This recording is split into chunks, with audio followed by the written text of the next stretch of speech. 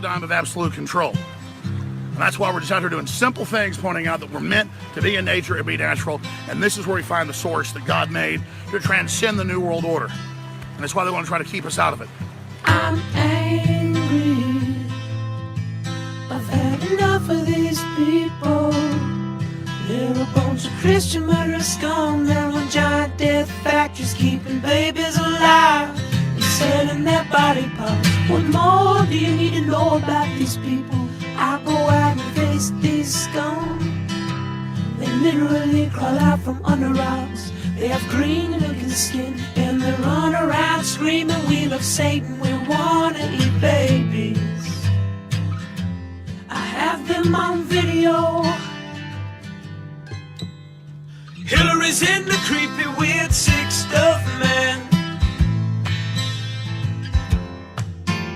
She sleeps in the same room with that creepy, weird woman whose mother wears a hood over her head. What the hell? That woman number one is ugly.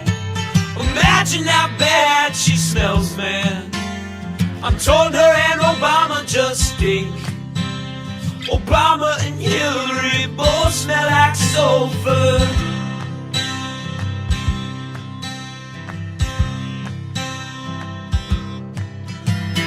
Literal vampire pot belly goblins are hobbling round coming after us. My spirit gets close to that evil and I feel it go.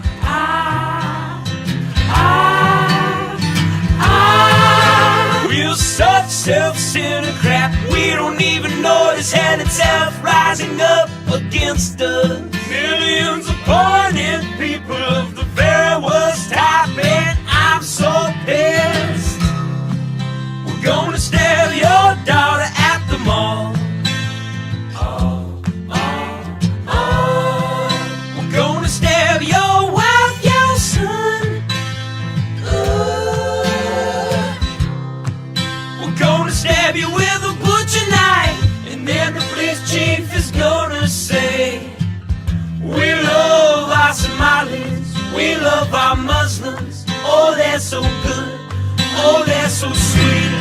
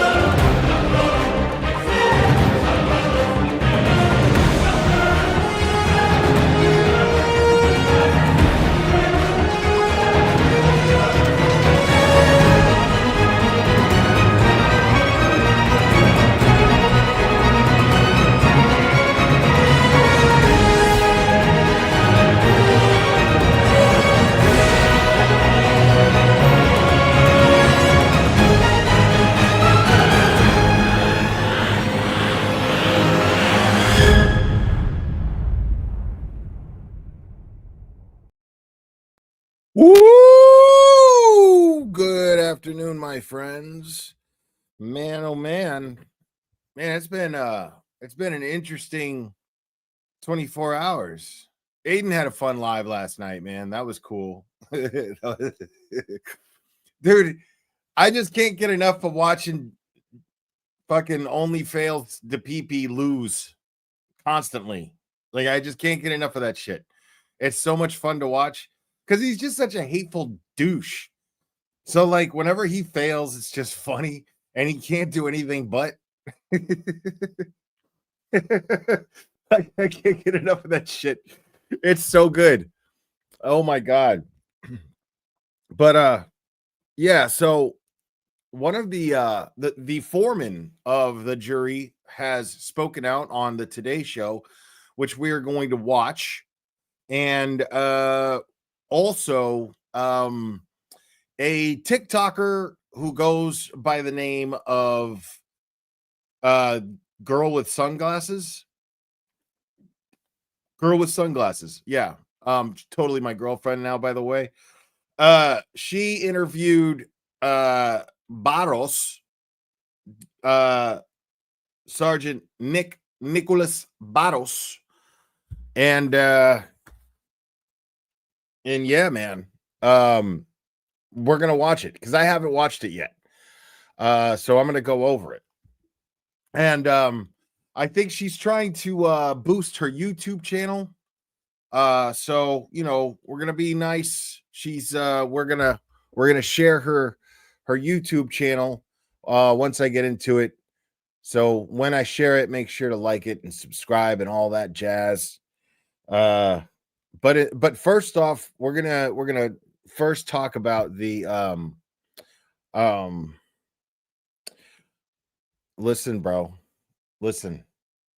I refuse to answer that. I respectfully refuse to answer that on the grounds that it may incriminate me.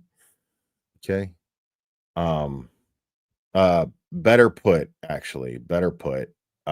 have a secret document that I think you need to say.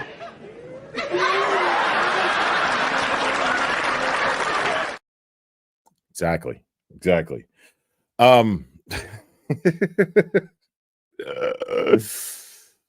But first we're gonna watch the interview with the foreman of the jury in the last Karen Reed trial, where Karen Reed was exonerated, where it was the most expensive OUI conviction of all time. All because of the stupid little Super Bowl ads that Spanky kept showing. Now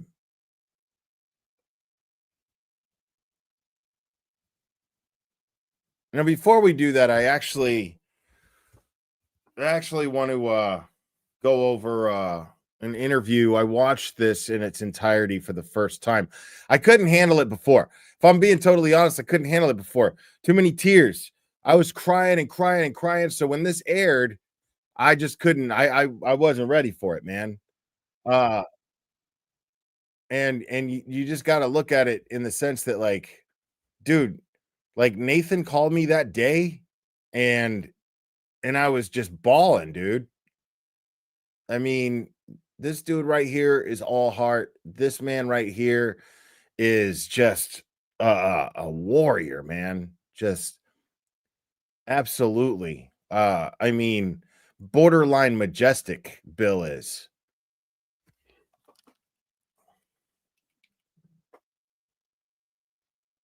You've had the day, right? A little bit of time to. All right. Wait, what is happening right? Oh, here we go. Yeah. I think we got a super dad. Super dad. I think we got a super dad. Super dad. Super dad. Super dad.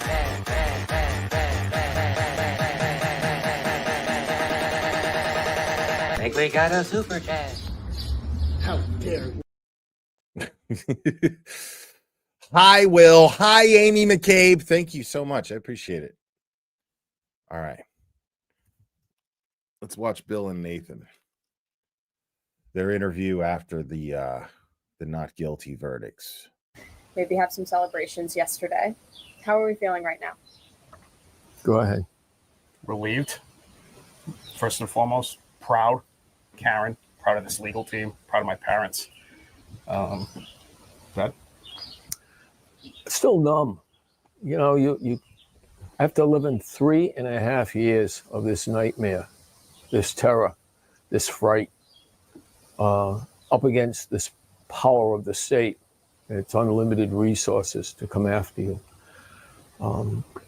It's a nightmare. It's been hell, as I've said on many, many occasions. And right now, to have it over, it seems surreal. We were up till 2:30, 3 o'clock at the seaport. We're tired, we're numb, but we're so grateful. We're so blessed to Almighty God that, we have this outcome. Yeah. When you're sitting in or standing maybe in the courtroom, waiting for that outcome, what's going through your mind? Can you kind of walk me through your internal thoughts there? Well, it's very, it's something I would not wish on anyone who has a loved one, whether it be a significant other or a child. And the child can be 45, as in Karen's case, or it can be 15 or whatever it may be. I mean, so many days. You think of the first trial went on for multiple months. There have been multiple hearings. And now the second trial, multiple months, multiple witnesses over the course of the last 2+ years.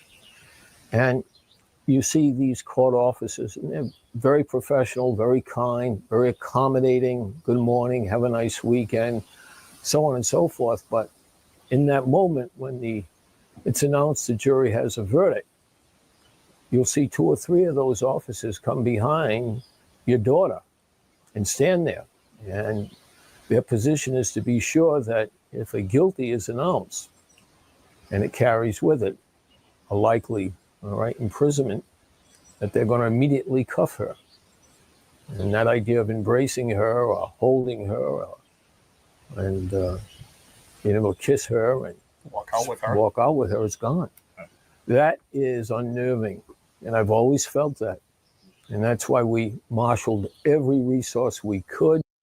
Now, I have to talk about when Nathan called me that day, he told me the same thing. He was like, the feeling, like the pit of their stomachs when they saw that those court officers walk in, who were really kind, really did great, but nevertheless are there to do a job. And if there's that guilty verdict, they were there to immediately cuff her, as Bill explained just right then. And Nathan was telling me this on the phone. He was just like, he's like, I can't begin to describe how that felt. And then to hear that crowd roar outside, was just, and I was just like, man, like I was in tears just listening to him. And yeah, so happy for this family. So happy for this family. Could. Drained every account we could. Galvanized every effort among women who really started a lot of this, because many of them have felt objectified, dehumanized, victimized, not respected, and have identified with Karen that grace, that fight, that resolve to not give up. And I tell you, if it had not been for them, they're in the thousands. And I've met many, I won't say I've met thousands, but I've met several hundred women at standouts. Now, Bill is spitting facts right now, dude, because personally speaking, I have to say that no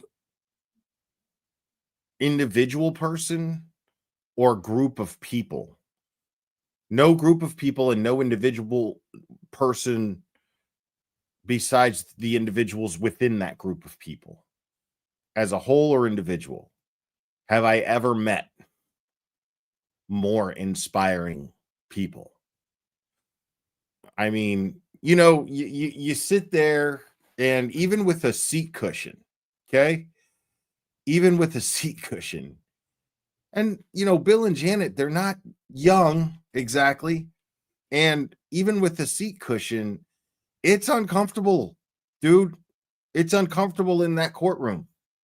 You know what I'm saying? And the same respect goes to the O'Keefes, but it's uncomfortable in that courtroom, sitting on that wooden bench, and you're there the second day, and you start to go, Jesus, and then immediately, as soon as I do that, I go, dude, what? Shut up. Stop it. And realize, yes, if I had the opportunity to be here every day and I could have all of my affairs taken care of here, I would absolutely make that happen and do that for sure. Just out of sheer support and respect that they're doing it every single day. Just out of that.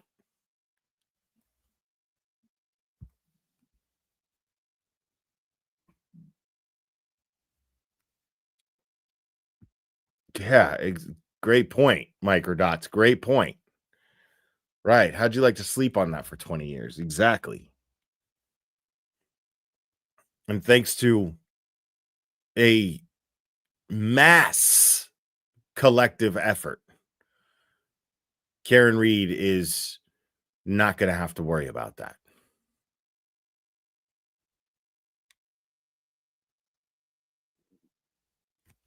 Outside of court, and I'll say to them, thank you so much. And I'll hear things, I wish I would have had a father like you. And I'll say to them, I'm sure you did. And they'll say, no, you didn't. I said, well, with all respect, the fact that you're here, there has to be some DNA imparted on you. See, I love that Bill thinks like that. That's my favorite. That's one of my favorite things, if not my favorite thing about Bill. Like, listen to what he says here. Like, it's dope as fuck. And I'll hear things, I wish I would have had a father like you. And I'll say to them, I'm sure you did. And they'll say, no, you didn't. I said, well, with all respect, the fact that you're here, there has to be some DNA imparted on you that came from him. So be proud of, your dad. And I mean that, So the apple doesn't fall far from the tree, but we're great. Like, for sure. That's the cool thing. I mean, Bill Reed has set an example of a father, What's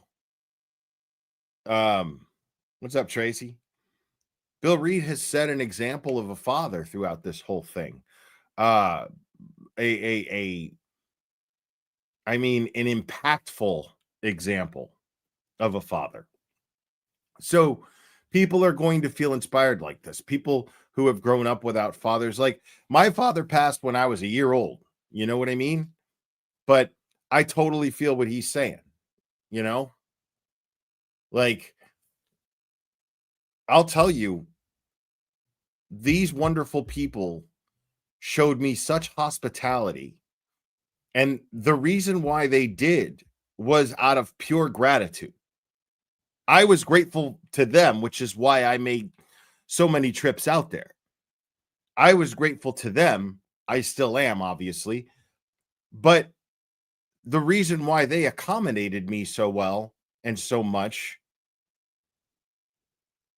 is because they were grateful because I took time to talk about this and because I made the trips out there. They are extremely grateful for every single person who wore a pink shirt, from every single person who stood out there every day like Scott McGinnis, for every single person who fucking honked their car to the people who were at standouts. They are absolutely grateful of everyone. I know this for a fact because I heard them talk about it just in just chit chat. The man you're seeing right there is exactly the man that he is. Grateful. Everything comes to an end, and this nightmare is over, and so gratified and so fortunate we had this great team of lawyers. I mean, as you saw them, they're just so passionate, so smart, so dedicated, and they have so much fight, so much resolve. We're very, very fortunate. And when you think of the Sandra Birchmore case that happened in Norfolk County, investigated by some of the same who were part of the Karen Reed case. And I'm not going to, deceive myself into thinking Karen Reed and Sandra Birchmore are two outliers on a data point curve, and that there are not others who have been victimized, but maybe haven't been as lucky and as blessed as we have to have this movement and to have these attorneys so smart, so dedicated to fight for Karen's freedom. And Karen's right there with them. She really is. She's so strong, and in many ways, she's a leader of this movement as well. They see a bit of themselves in Karen, whether it be just their gender or what she's gone through. But the lawyers have talked about it. whether it be Alan, David, Bob, Liza, all of them have talked about how Karen is really an integral part of this defense team. And she was from the very beginning. Oh, thanks, Have you talked Scott. to I Karen feel the yet? same way, Oh, buddy. sure. You know, we were with her this morning, we were with her last night in the seaport, Right. and we've talked to her a couple of times today. How's she feeling? Related. She's just waking up today from a nightmare. She was telling us when she went back after court yesterday and after the verdicts and her freedom, and she went back to her hotel room where the entire defense team was staying and looked at her various attire, her suits that she wears, and she said, okay, the immediate thought was, what am I going to wear tomorrow? And it just hit her. Oh, Yeah, Nathan told me this too. there's no more tomorrow. So, just so happy for her and so proud of her. And we're blessed. We're blessed that the good Lord has seen this to a justifiable end, for sure. Nathan, I asked you this question earlier too. What's next for Karen? Maybe a book in the works, or what are we thinking here? I don't know what she's going to do. I think a book is a possibility, about these experiences, her life, her story. Plenty to write about. Yeah, and even before this, what she's done for a living and her health issues that she's had, those challenges make for quite a story. And then you add in, obviously, these legal issues and the family and everything. I think there's a book there somewhere down the road. Do you think she'll stay in the area? I don't know. That's up to her. Yeah. We'd love her, whatever she wants to do. Yeah. Whatever she wants to do. She wants to go to California, Florida, stay in New England, it's her call. Go to Australia. Travel, do something. Yeah. Right? I noticed, Bill, and really, as I walked up here, it's all about getting back to normal. You guys are doing the yard work. You're working around the house. Is this the first time you've really been able to do these things? Well, it's the first time this week, and it's the first time in the three and a half years, whether it be plowing this driveway or whether it be doing lawn work last year or spreading mulch. It's the first time I've done anything leisurely in 3.5 years where I haven't had in the recesses of my mind that threat that I could lose Karen. And that's very comforting. That's the power of Almighty God. We talked about it just an hour or two ago. The difference feels like you can actually put your phone down today and not worry, is there, a concerning call or text coming through. And today feels, I don't want to speak for my father, but it feels like there's that relief thereof. It's okay. If I miss the call, everything's probably okay. Yeah. Yeah, man. No parent, no loved one should experience what I've experienced, and my wife and my son here just should not. The justice system should be in place that at various levels there are gatekeepers who evaluate the evidence, who evaluate the strength or weaknesses of the case, and make an astute, informed, and proper decision. And when you think of what's happened in this case, that could not have been explained better. That simply could not have been explained better. I'm going to play that one more time. This is the explanation of how vital a jury is and why this jury did exactly what their civic duty was.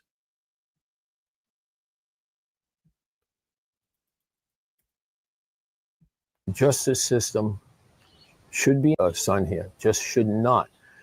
The justice system should be in place that at various levels there are gatekeepers who evaluate the evidence, who evaluate the strength or weaknesses of the case, and make an astute, informed, and proper decision. And when you think of what's happened in this case, the Department of Justice, federal government was involved and provided 3,000 plus pages.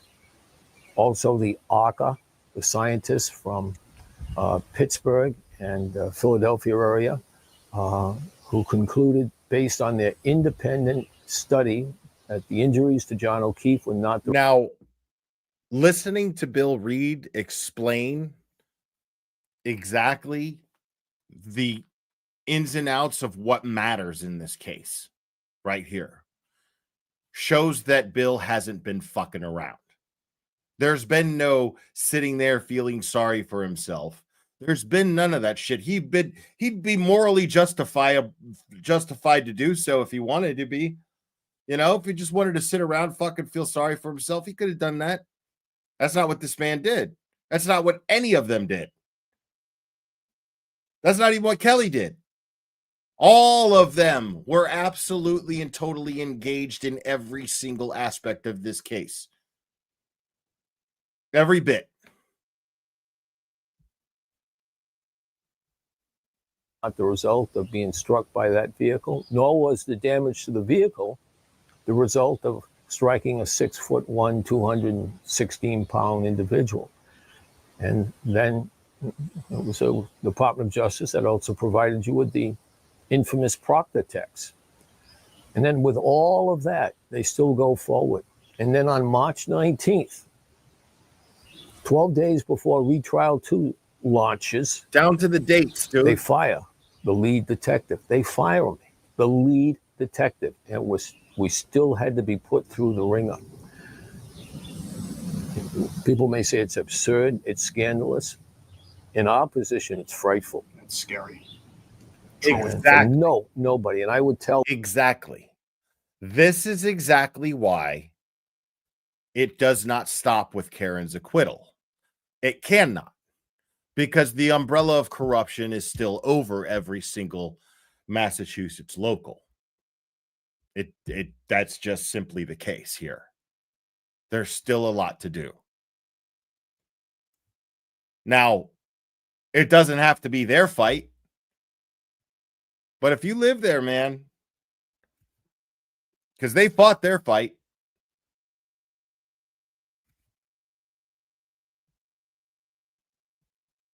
Tell everyone who can watch this, take back your government. Get out there and vote. Do not be apathetic.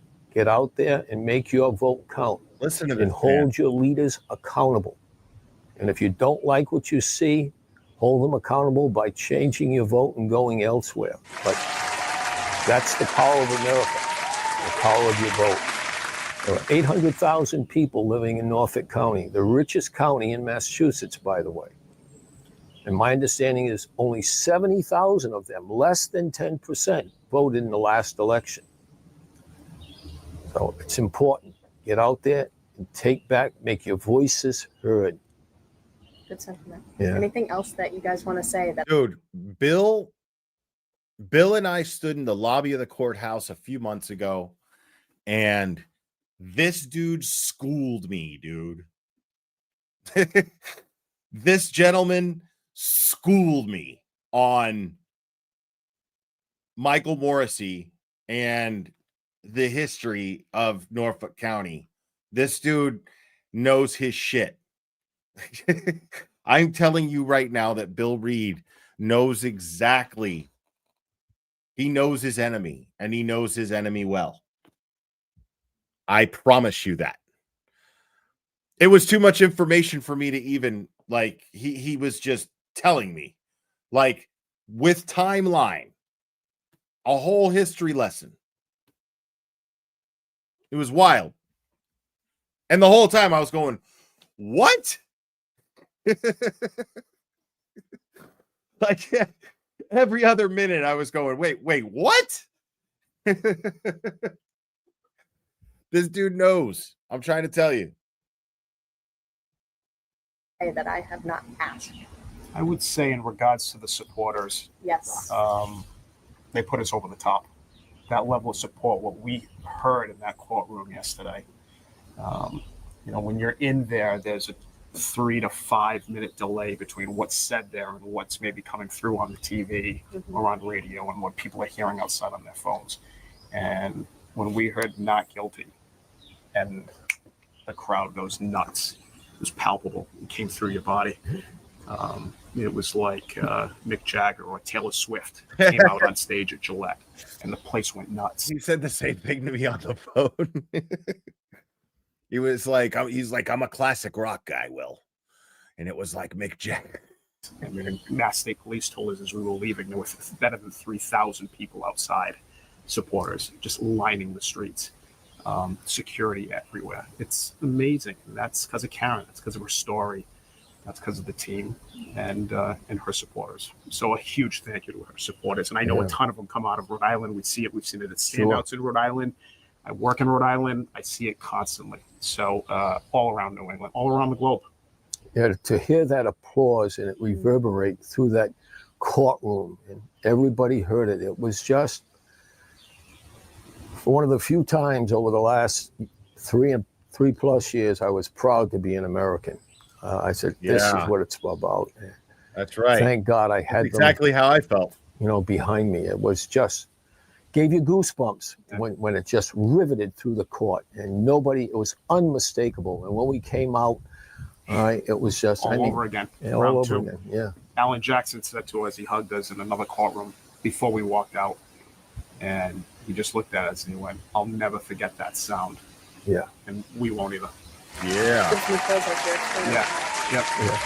Anything else that you guys want to say? Thanks for making the story part of your broadcasts, and your newscasts, and then I know you typically run some special focus of it, and maybe the 7 o'clock hour with Gene Valicenti and Katie Benoit. So we appreciate that. The more people learn about it, and then they do their own investigation, 90% come to the same conclusion. Karen Read was and is factually innocent. So thank you.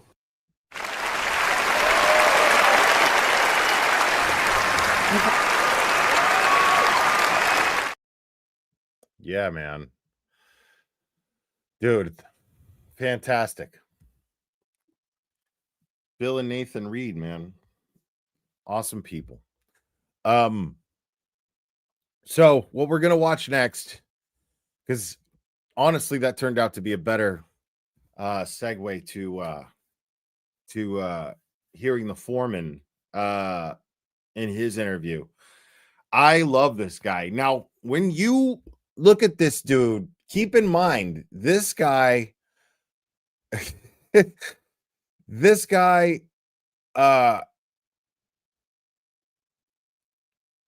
if I can find it, yeah,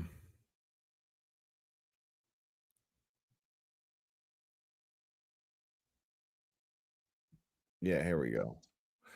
So keep in mind that this gentleman, I looked at this guy, he stayed solid the entire time. Okay?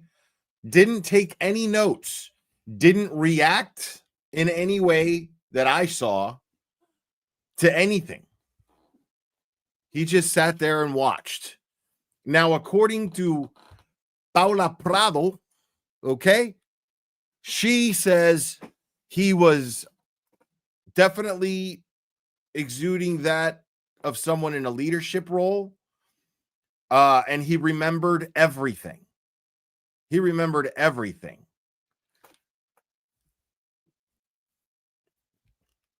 So I'm so impressed with this guy. I was impressed with Paula already, dude. Like, I'm super impressed with her, and she's just awesome. She's fearless. She's great. And this gentleman, he does the Today Show this morning, and we're going to watch that right now. Some more new reaction to the Karen Read trial. Public perception still mixed. Nearly a week after she left court, a free woman acquitted of killing her Boston police officer boyfriend. This morning, the special prosecutor is breaking his silence, and now the jury foreman is about to share what it was like leading the deliberations in his first live interview. We'll speak with him in a moment. But first, a look at the latest on the case. Yeah, we don't need all in the that. verdict continuing after led to whacked her SUV a night of to the stand to crowd in a It occurred on that day. prosecution tried to use enough evidence to bring under the trial, also known as juror number 1. And sir, you've asked us and we've agreed to keep your name private for confidentiality reasons. So with that, we say good morning. And can you Now, obviously, like, if anyone knows this guy's name, don't put it in my chat. Respect at least you're not impressing anybody if you know his name.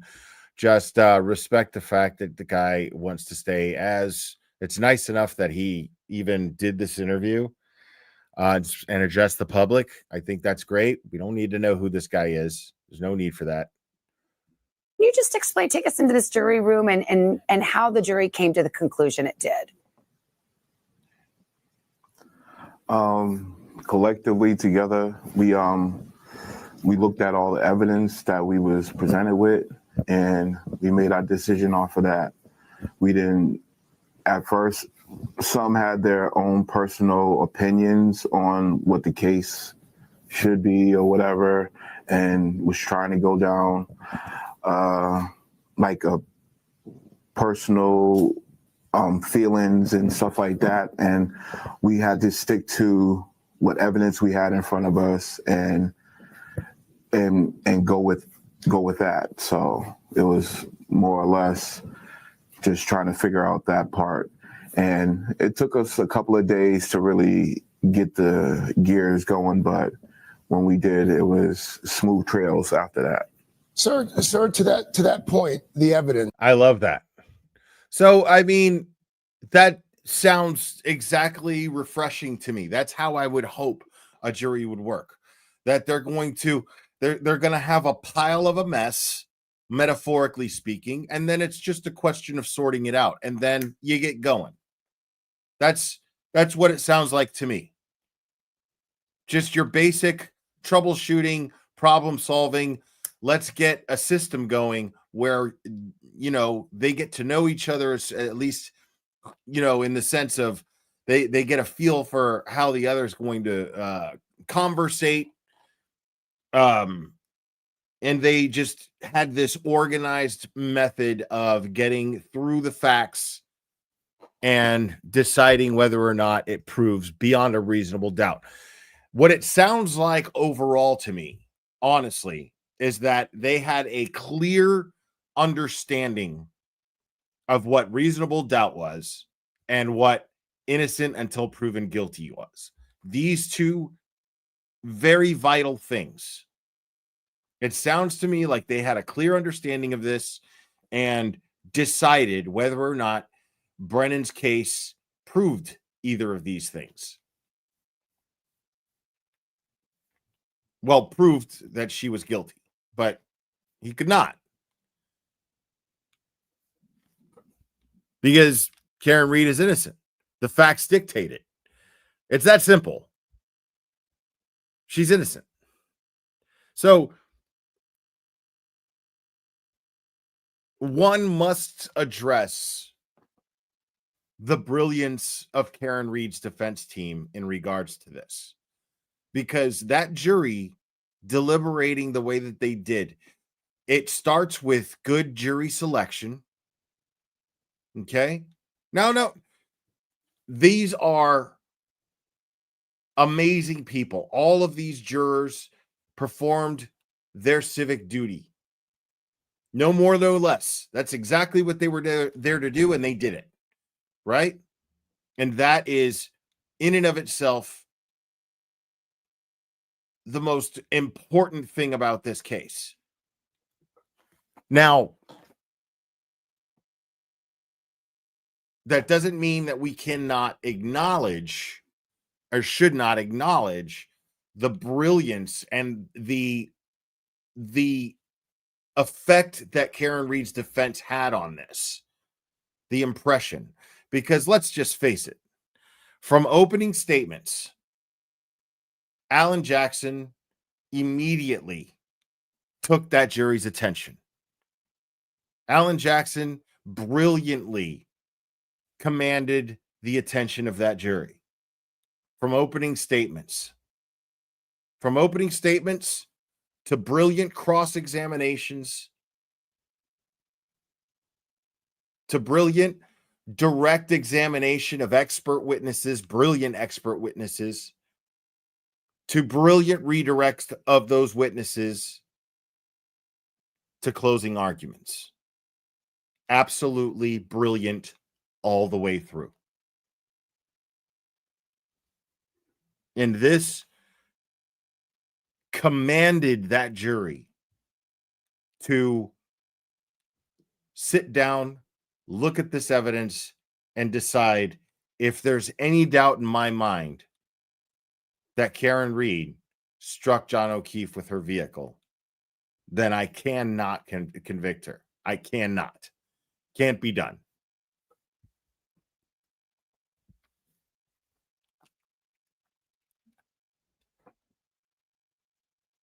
Evidence. Was there a singular piece of evidence that seemed to move the majority of the jurors in the room, or were there multiple pieces? It just was it was the whole case altogether, all the pieces, testimony, witnesses, and it just a lot to. By the way, this is the gentleman that Nurse Kim was going gaga over. This is the gentleman.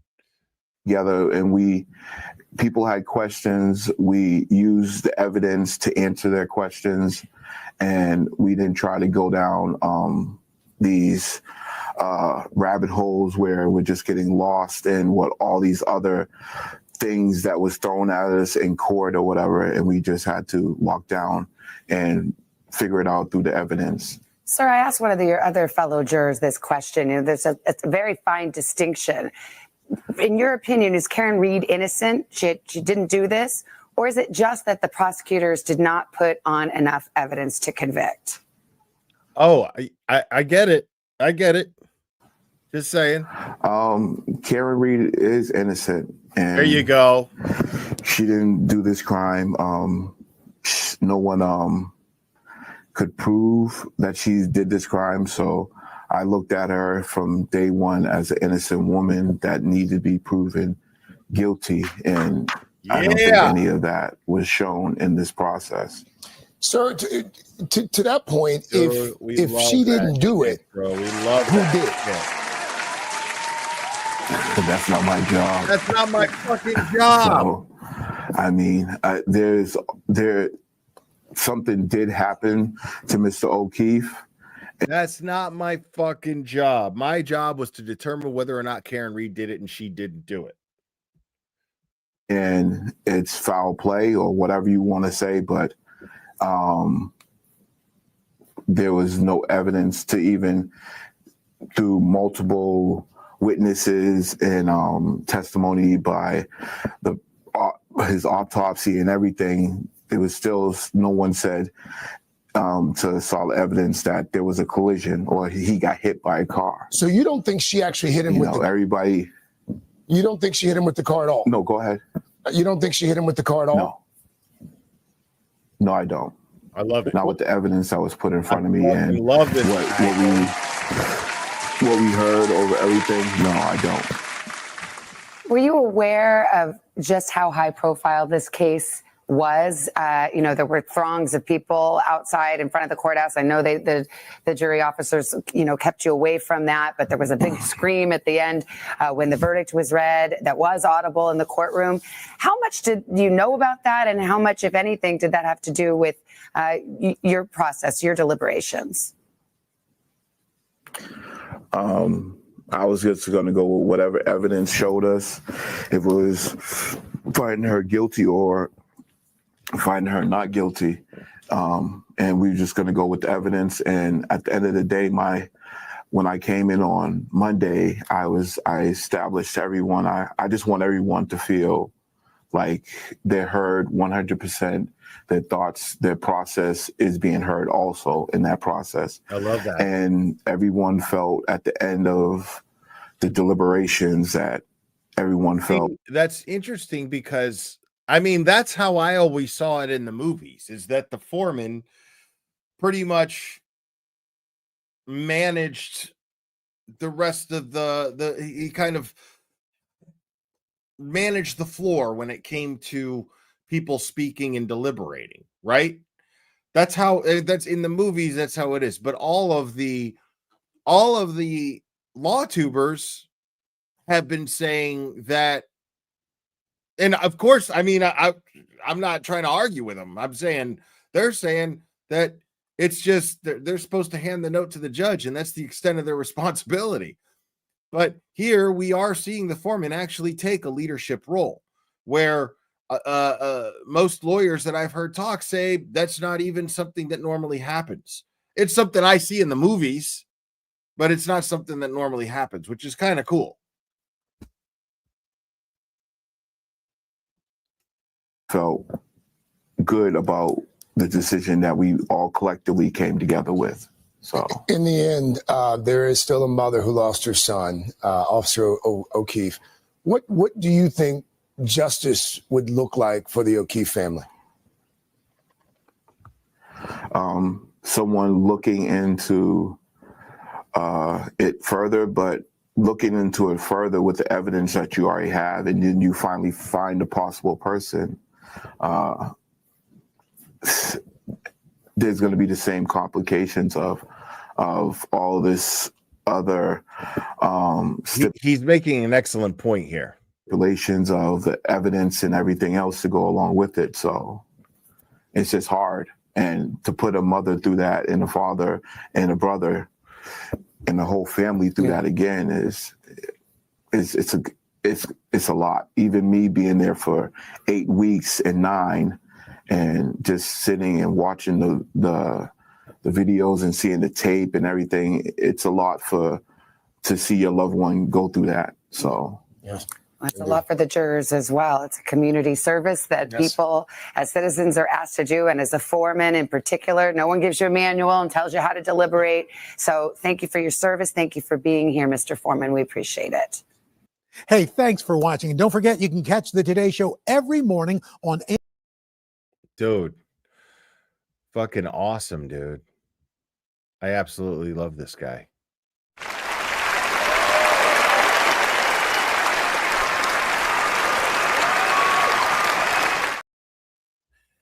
Now, yeah, man, this gentleman, I got to tell you, this gentleman, hearing Paula, hearing them talk about what their duty was, and just being so resilient about it. Like, that's what we're here to do, is find out if Brennan proved beyond a reasonable doubt that the innocent person, until proven guilty on trial, is guilty of this crime. Till then, she's innocent, and it never happened. So she's innocent. Not just not guilty, but she's innocent. And this gentleman, he was making a great point, because I don't wish that. I mean, it's the thing is, it's a tricky situation, because I don't wish this to happen on the O'Keefes a third time. I certainly don't. But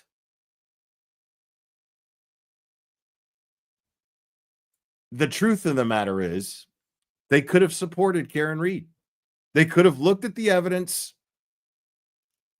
The O'Keefes could have absolutely paid close attention to the evidence and concluded that there was something absolutely shady going on in 34 Fairview, and that Karen Reed did not do this. So, in my opinion, so be it. As long as those who are responsible for John O'Keefe's death are held accountable, so be it. That's where I'm at on that.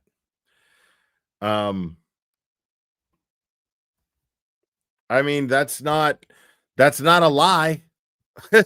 That's not untrue. So now,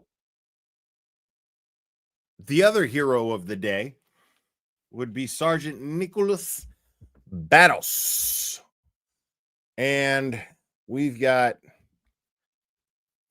a TikToker by the name of Girl with Sunglasses, I believe, conducted this interview on TikTok. Now, fair warning, disclaimer.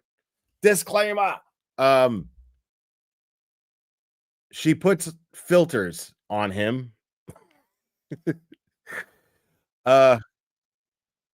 Not something I would have done, but I guess, I mean, listen, before you guys start shitting all over her, dude, she runs her shit how she runs her shit. I run my shit how I run my shit, dude. I got my sound effects and I got my clips and whatnot. So, you know, just keep that in mind.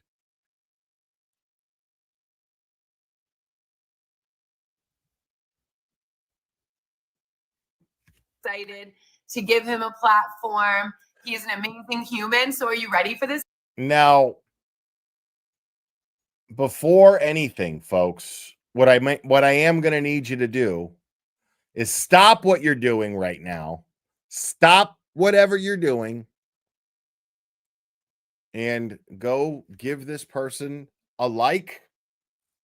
Go give this video a like and subscribe to the girl with sunglasses. Please. For this, Nick? Ready as I'll ever be. Ready as you'll ever be. Okay, so let's just get right to it. You know that we both live in small towns.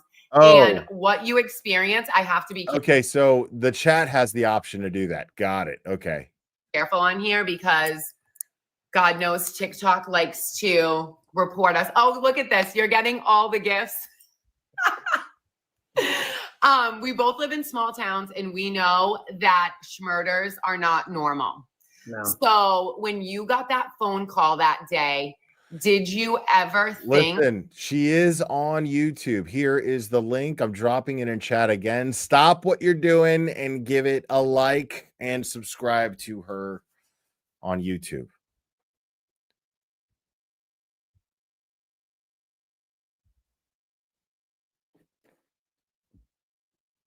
Think that you were going to be in the position that you're in today? Absolutely not. Did you think you were just going to facilitate that tow and then it was like you wrote your report and then you were just going to be on your way? Yeah, no, I honestly thought that I'd never see anything amount to what it is now or what it was.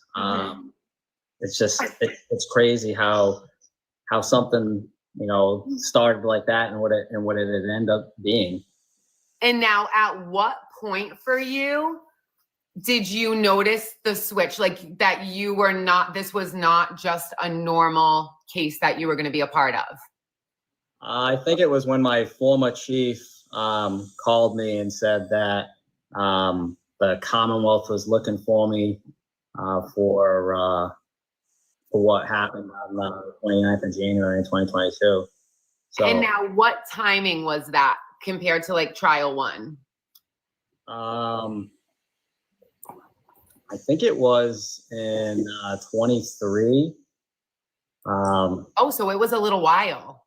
Yeah, it was a little while before I was told about being a witness and stuff like that. So it kind of like I kind of forgot about it, to be honest with you. I mean, I'd never followed any of the case and stuff like that. So when I got that summons, it was kind of like, wow, I guess this is the real deal.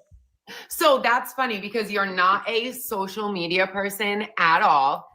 And the news is circulating. So I remember when Karen Reed first, they were like, this is going to be a manslaughter. Maybe she's going to take a plea deal. Did you even realize like in that time that they had upgraded her charges?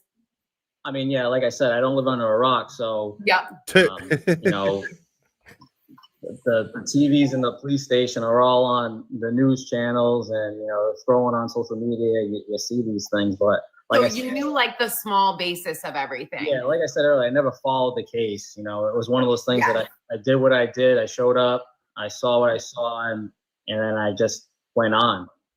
That is wild. So let's get right into trial one. So you say that like everyone's looking for you. They're I realize some people like that's a criticism we YouTubers get a lot is like if you have a guest on, you interrupt them. I mean, you have to understand some of us are trying to manage time, and some of us are trying to just simply have a conversation, not necessarily an interview.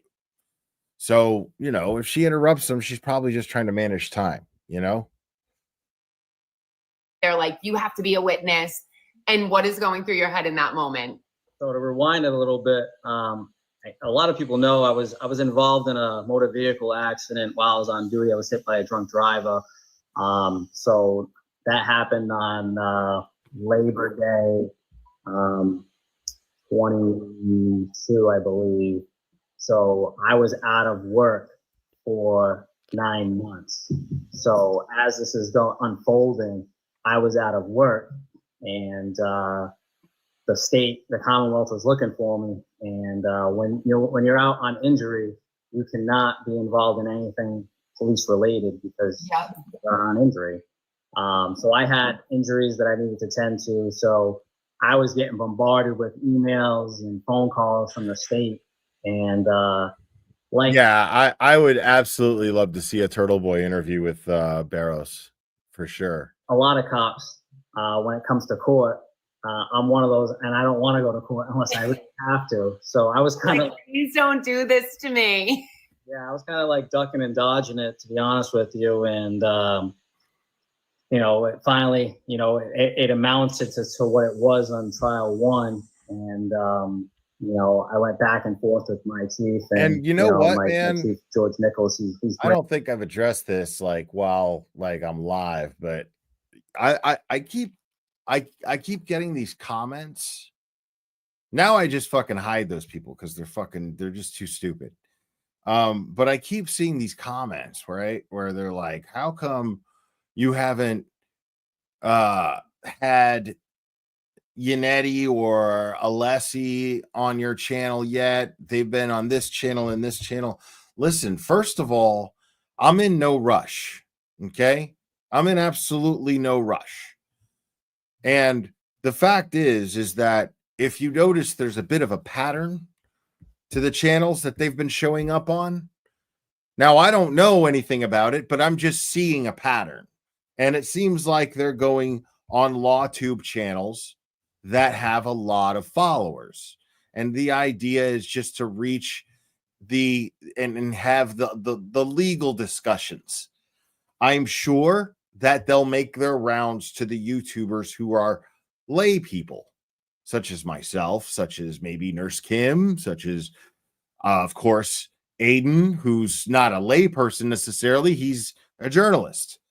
So, I mean, I'm sure they're going to make their rounds, and I'm in no rush.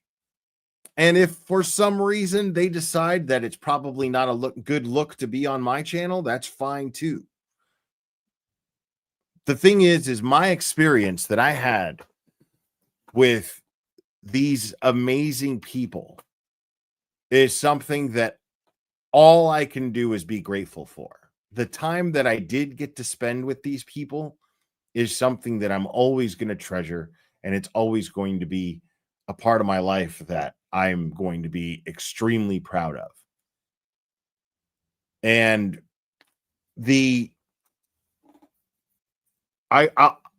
I'll even go as far as to say that this experience, interacting with the people that I got to interact with, and feeling the exchange of genuine gratitude that I had with literally hundreds of people,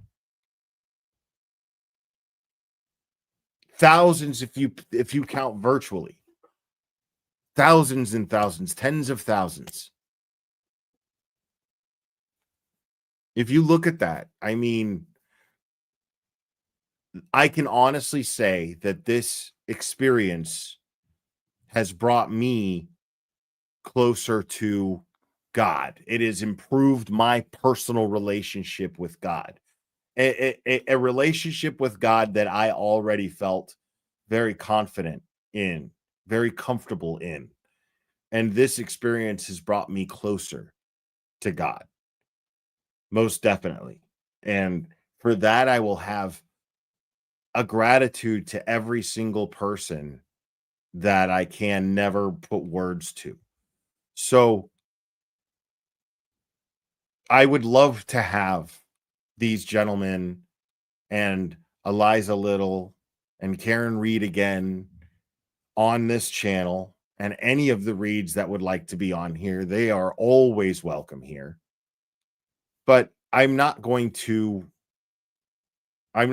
start banging on their doors. I'm not going to start leaving incessant amounts of messages.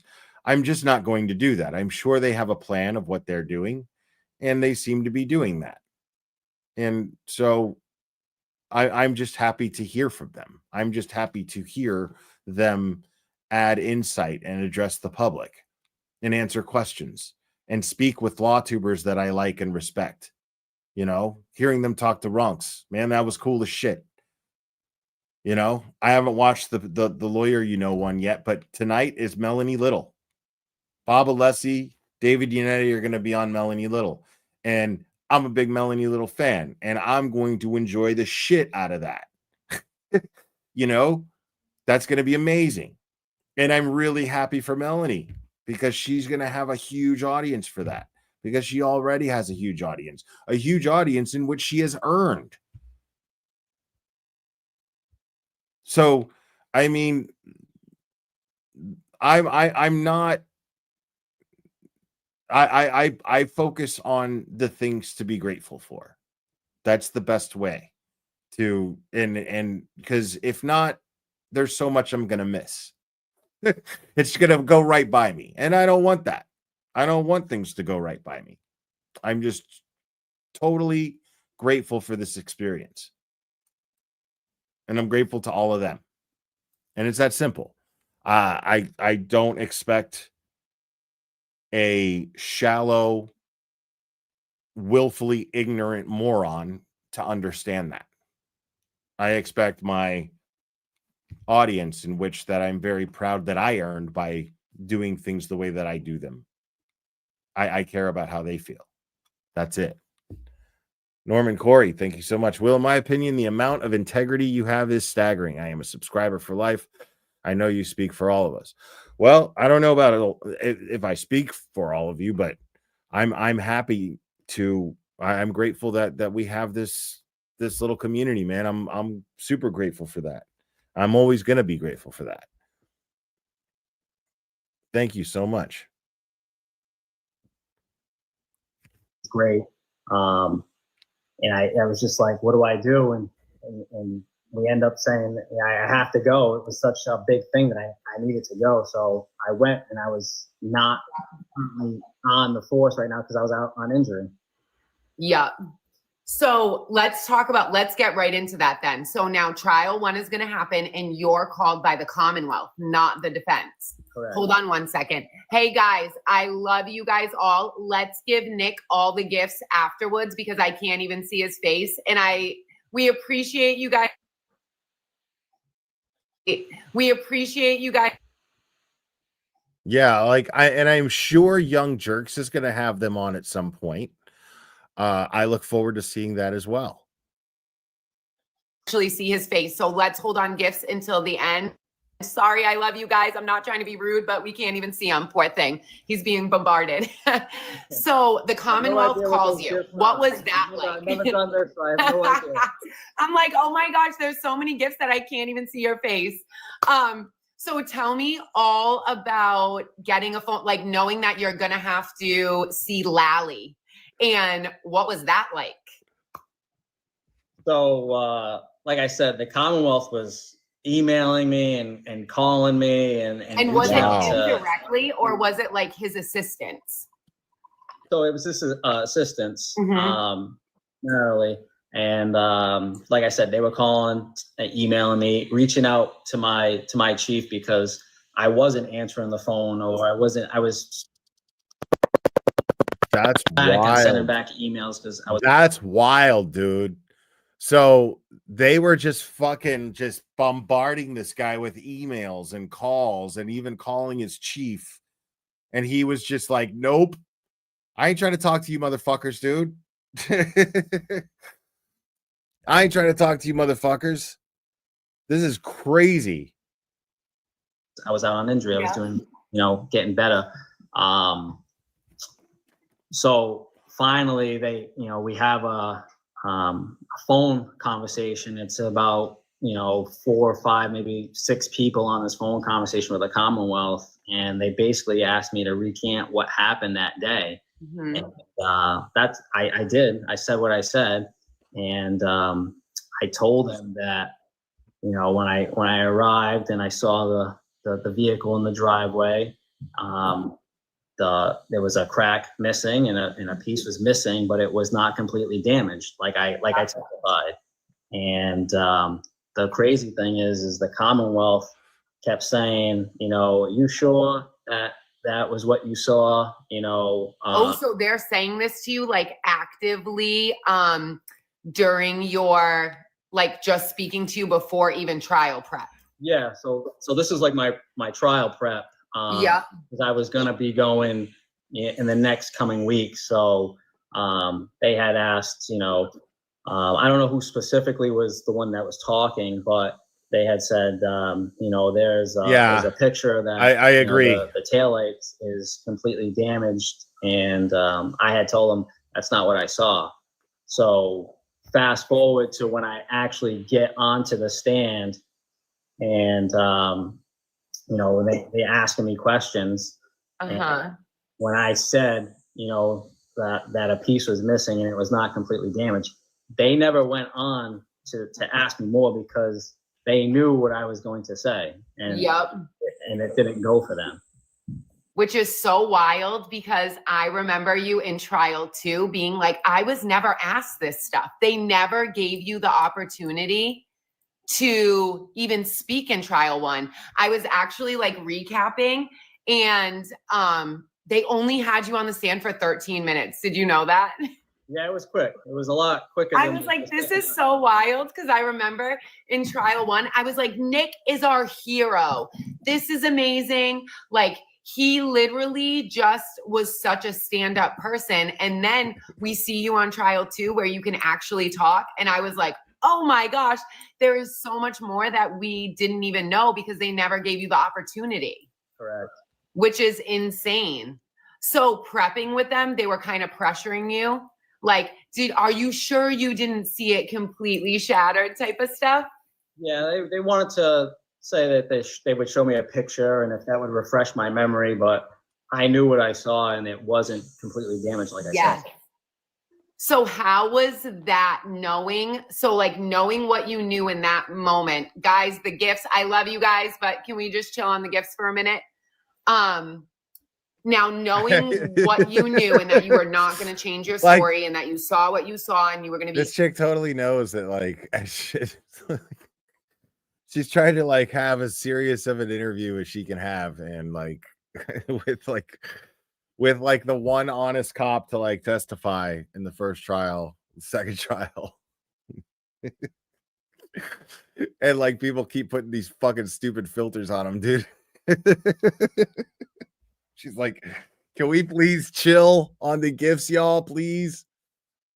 Be honest and not change anything. How did you feel going into trial 1 then, knowing that the Massachusetts State Police said something completely different than you? Were you nervous or were you just like, whatever, it is what it is?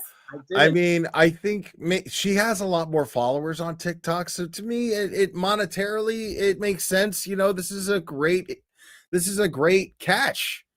You know what I'm saying? So like if she's got more followers on TikTok, I don't blame her for going live on TikTok and getting the spoils of it and then using it to build her YouTube channel. I mean, that's, you know, I'm here sharing it. I think she should build her YouTube channel.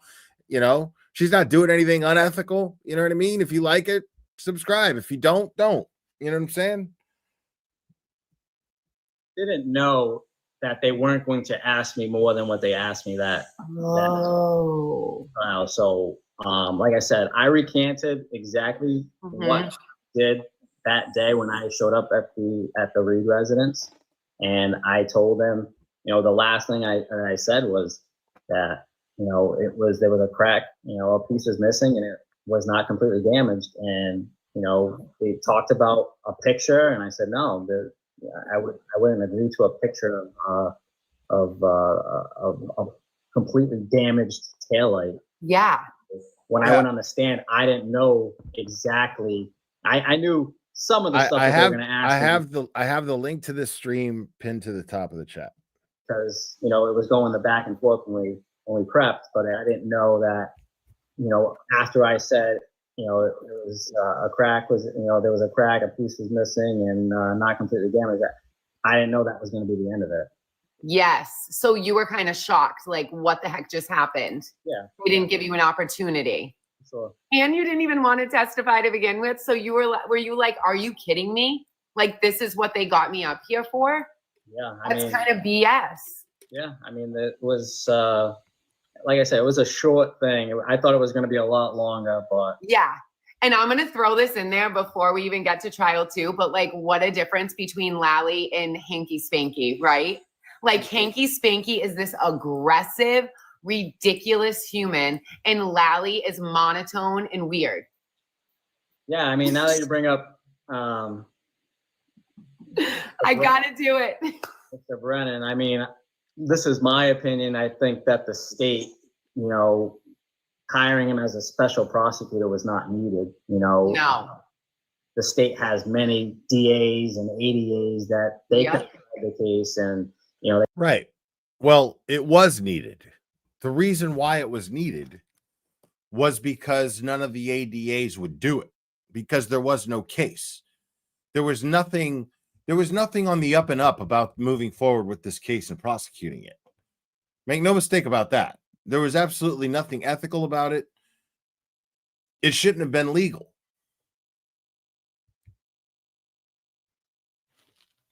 This case should have never went to trial once, much less twice. And it's just that simple. She was innocent, and there wasn't even compelling evidence to make it seem like she wasn't.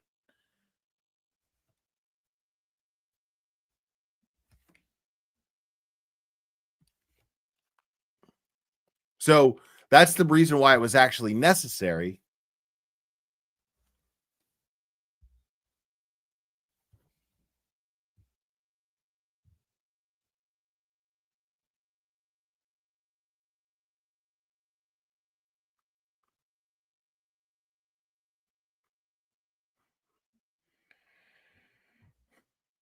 Sorry, give me 1 second.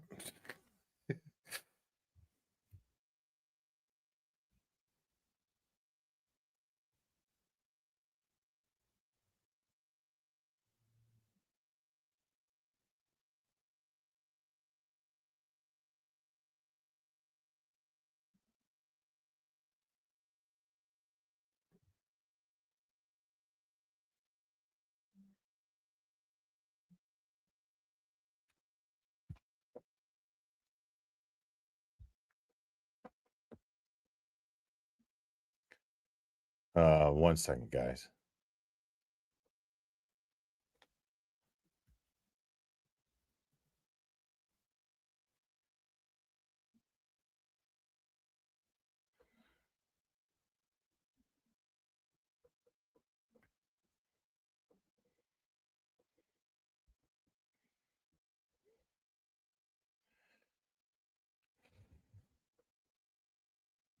All right. they brought Sorry about that. Mr. Brennan in as a defense attorney. I assure you it was a necessary something that needed to be addressed. He's not a prosecutor. He's always on the defense. So I feel like he was maybe playing defense for the state. Yes, almost like he was so aggressive to all the witnesses when I saw you specifically.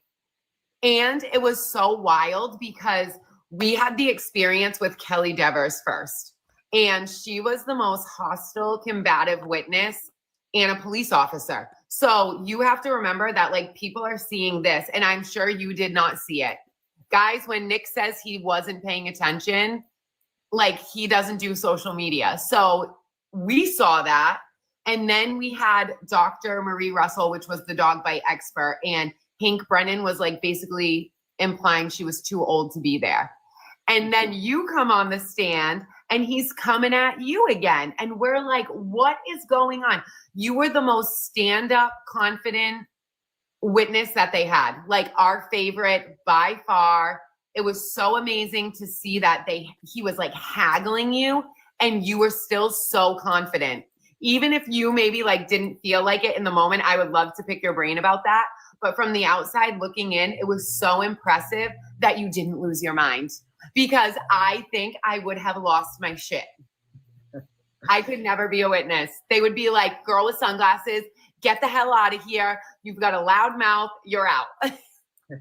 So what was that like? Well, I kept my composure as best as I could. I mean, I definitely wanted to say more, but got to be professional in that aspect. So Yeah, for sure.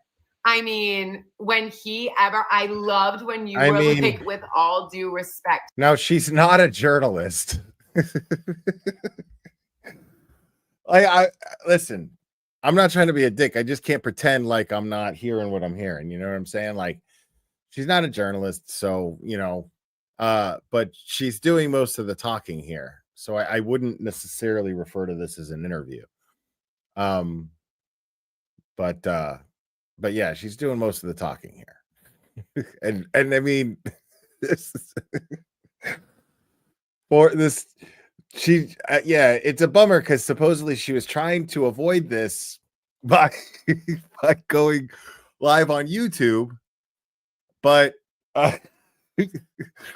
but she couldn't go live on YouTube for whatever reason, and then ended up having to do, maybe she didn't have enough subscribers or something to go live from her phone.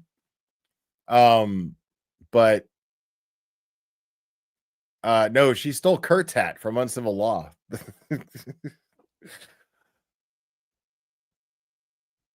Sir, this is Yeah, she's just trying, like, I mean, she's doing the best she can with her TikTok live, dude. You know?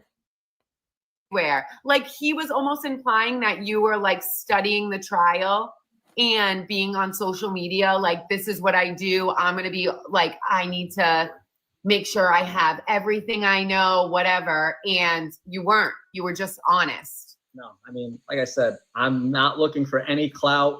I don't want any notoriety. This is much of what's going on. I'm a very private, low-key guy. I don't want to, I don't want the attention. I hate the attention. I mean, I joked about it when I got promoted. I said I didn't want to have, any kind of ceremony, with it. Just wanted them to just hand me a thing that said I was promoted to a sergeant. And if you know anybody that knows me, they'll attest to that because I hate the attention. I hate it. It's so funny. To go back on the stand, I mean, to tell you, I mean, I don't have to lie. There's nothing for me to gain from this, So I went up there and I just told the truth. And a lot of people that know me, I'm very straightforward, open, and direct about how I go about things. And I have no allegiances with either side. I'm a neutral party. That's what we are as police officers. We're neutral. We just go in and hear both sides, and then we come up with a decision that's going to be made. And like I said, this wasn't my investigation. So if I can touch a little bit about that, I know a lot of people have said, and there's been things about me taking pictures and a report and things of that. When the Massachusetts State Police come in, and they're there, they own it. They take over. They have higher jurisdiction than I do. So it was their case. I didn't have to write a report. I didn't have to take pictures. No. I look back now, and I'm like, I wish I took pictures. We didn't wear body cameras back then. We wear body cameras now. If we had body cameras back then, you would have saw what you needed to see. But I just took a report as basically a courtesy. Is that I went there, an initial, I was I mean, that's it. He just responded to a call to meet out there for an impounding of a vehicle. That's it. You know what I mean? He's a local uniform patrol guy, and that's it. You know what I mean? So, and all the this is the thing is we're praising this guy and for good reason, but think about it. It's crazy because we're praising him for simply doing his job. You know what I mean? We're praising him because nobody else around this guy seemed to have been doing theirs. They've been going above and beyond to frame an innocent woman. And so the stark contrast to that is this guy just simply doing his fucking job. Think about that for a second. You know what I mean? That's all he did. And then he testified in court and was honest. That's all he did. And he's a hero for it. That's wild. Because there were so many villains lying.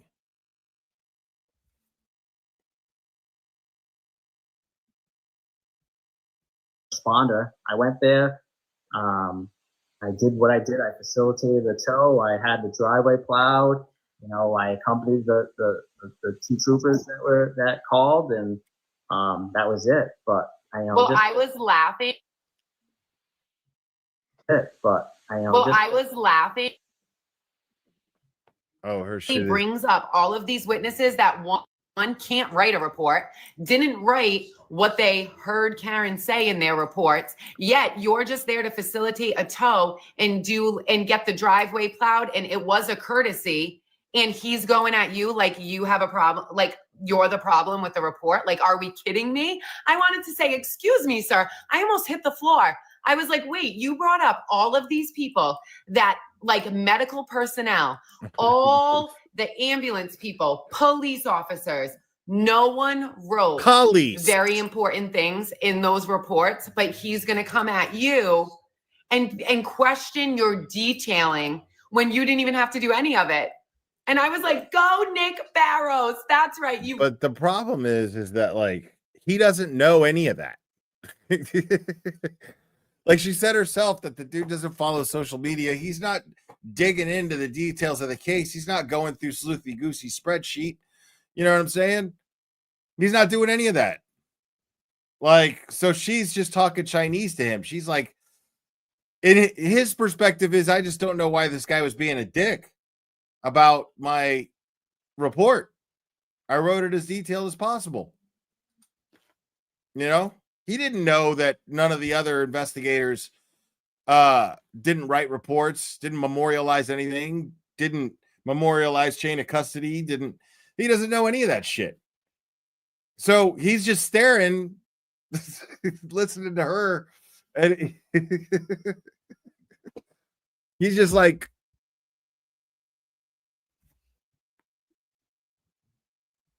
you wrote a report. You are the epitome of what a good police officer is. And I hope you know that from the outside looking in. I mean, she's right. I try to be. It's a very tough profession. And everything she's talking about, like, she's right about, you know what I mean? She just, like, she's forgetting this dude doesn't fucking know any of that shit. We're not always looked at as the good guys, but I can tell you I work for a great department. I got great leadership with the chief and the deputy chiefs that are at the top, and the rest of the guys and girls that I work with. We have a great department. It's a very small department. We're very family oriented, very community based. So we're not. I hate to say we're not bad guys. I mean, we go to things that are not good. We go to calls that are, you know, we see people at their worst.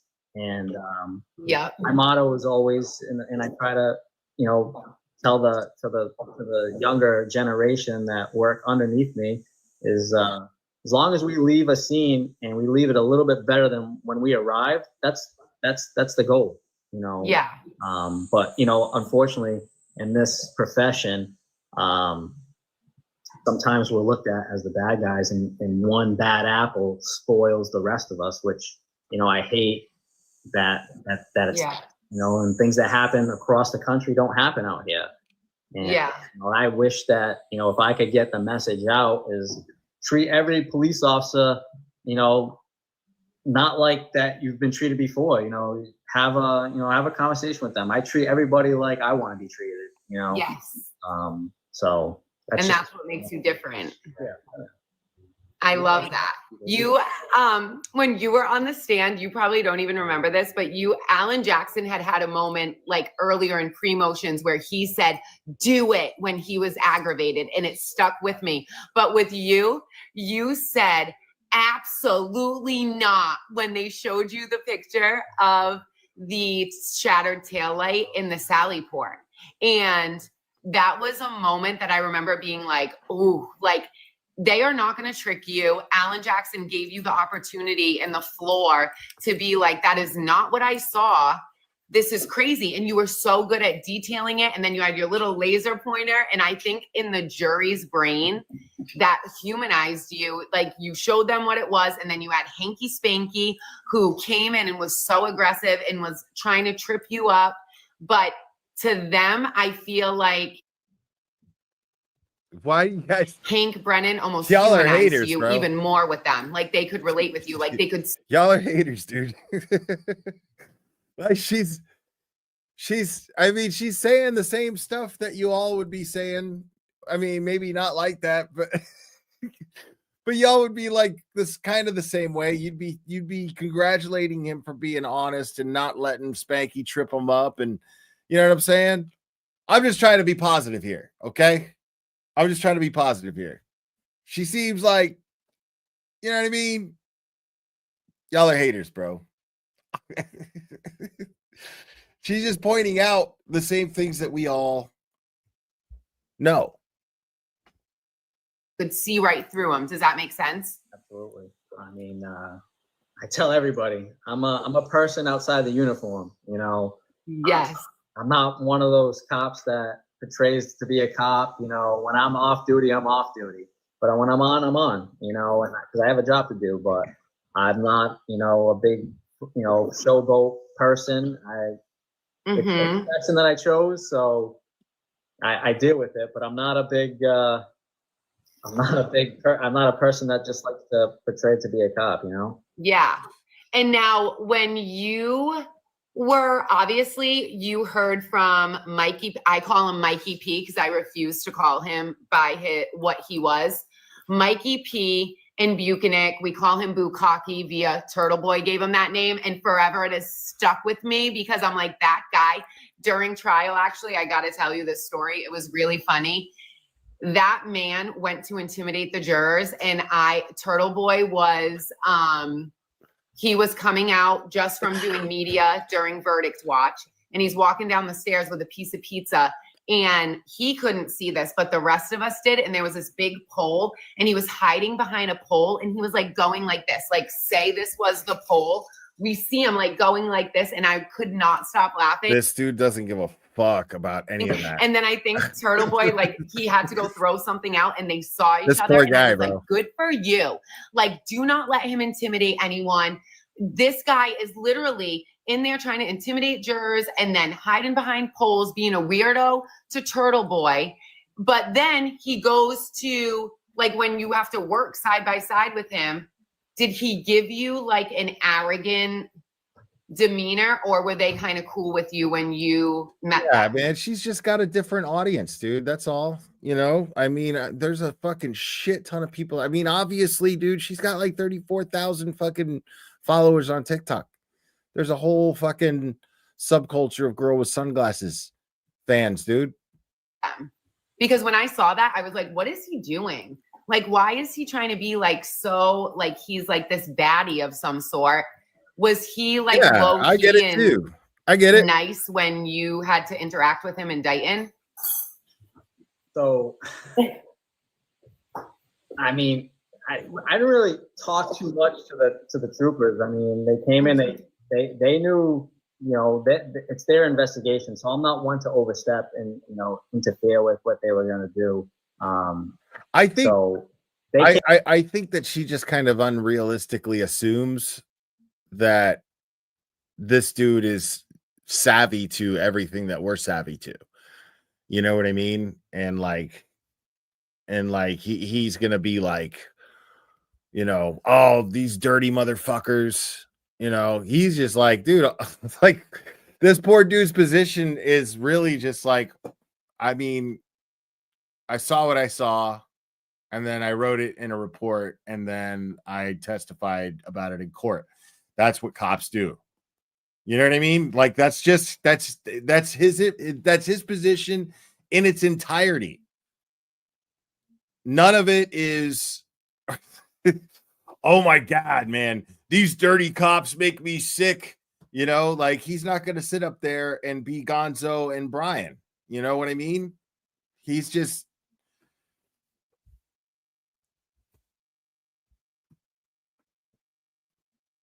They came in, they told me what me to do, and I did it. And there wasn't really any small talk, to be honest with you. right, Scott. Exactly. It was That's such all. a, She's when you catering hear to a her case like demographic, that, man. like I told you, I wanted She's catering to her demographic. Good for her that she landed this. no involvement. I don't think no officer wants involvement, but hey, I was picked that day. I was working for a reason. So and I mean, obviously your antennas had to be up when you heard that potentially this was a homicide, right? Like, the vehicle was involved in something like that. So I remember Alan Jackson saying to you, like, your job is to observe everything. So were you kind of like, when you were checking out the car, you were obviously checking it out, right? Like taking mental notes of like, does it look like it could be involved in this, right? Or were you just like, I'm kind of just here doing what I'm supposed to do? How was that for you? yeah, I mean, the troopers had told me it was, they're primarily that right tail light at the rear end on the right side. So I mean, we looked at it. Like I said, I understand. I didn't walk around the whole car, but I did. I went up to the car and saw it, and I saw what I saw. Like I said, and it wasn't damaged. There was a crack missing. Yeah. That's Another question for you, and this was a popular one. Like that's it. It's like, I love this guy for that reason. I mean, there's not much, like, I mean, I'm sure Turtle Boy could ask him a variety of questions that, because it's what he does. You know what I mean? He's going to think of some pretty relevant questions to ask this guy. I'm sure, because like, again, I mean, that's the reason he's Turtle Boy. That's the reason he's where he's at.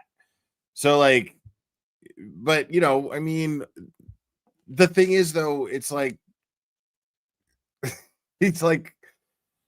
taillight was cracked, not broken. So I testified to that. I saw what I saw. I said what I said. I told what I saw. From the people. So, question for you. If you are having a party at your house with all your friends and everyone's drinking, and then you are passed out and you hear that there is a commotion, there are fire trucks, medical personnel. I mean, I feel like you're going to be able to see that through the curtains. Even there's got to be screaming from what we heard. From your perspective, Thank you, even if Cynthia you Lynch. were asleep with boxers, would you not jump out of your bed and run outside to see what's going on? Or would you choose to stay inside and be like, I'm not dealing with this. I don't know what's happening out there, but how would you be? I know this is putting you on the spot. So you answer that the way you want to answer it. So for the Portuguese community, I'm like one of those Portuguese grandmothers that are always in the window. So I love it. I mean, I hear a siren. I see lights at night, especially where I live. It's not common. I'm not in a city where I hear it all the time. So if I see that stuff, I'm definitely looking, and I'm probably going out to see what's going on. And just question. And then after the fact, if you knew someone was not well, I'm sure you would have went into full. I mean, yeah, like that's a great question. As a cop, what would you do? Full blown, how can I help, right? Yeah. Of course. Right? I got a duty to act, regardless, Like an old sergeant told me when I first got on, he said, yeah, when you're full time, you're 365, 24/7. So if something happens, you got to step in. Yes, which is amazing. Now, I have to ask you this. Trial 1, what was, after you got off the stand, did your life change instantly? Were people like that's a big deal, dude. So she just got Baros to say that, yeah, man, like, basically in his own words, without attacking anybody, basically say that it's fucking bullshit, that as a cop, you're just going to let that shit happen in your front lawn without fucking doing anything about it. All he's saying is, as a cop, yeah, I got to act. I got to do something, right? Who are you? You're amazing. What was the feedback like for you? Yeah, no, I definitely got noticed, and people definitely reached out. I didn't think that it was warranted or worth it, but I was getting bombarded with emails and phone calls at the station. Not that I was answering them, but the dispatchers would tell me, and the chiefs would get emails about me and stuff like that. And everybody said that I was honest and truthful, and but are people like stopping you in the grocery store? Or like are people like stopping you in the grocery store, like out to dinner and being like, hey, is that you? Yeah, it's like I said, I don't like it. I'm low key. But yeah, it's changed. I normally wear a hat 24/7, and funny story, I went to the doctors, and I knew something was off when all the nurses and stuff were, looking up, they were like this behind their computers looking, and I'm like, this is not what I wanted. They were all like, do you need to be weighed? Let's get your height. What's his temperature? I'll get his blood pressure.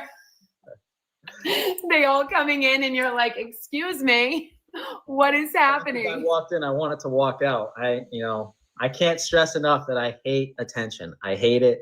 I know Mr. Brennan said that maybe I know Mr. Brennan said that maybe I don't need clout. I don't want clout. Yeah. I was just doing what I do, and like I said, I can't stress enough. I have no reason to lie. I'm not looking to gain from this.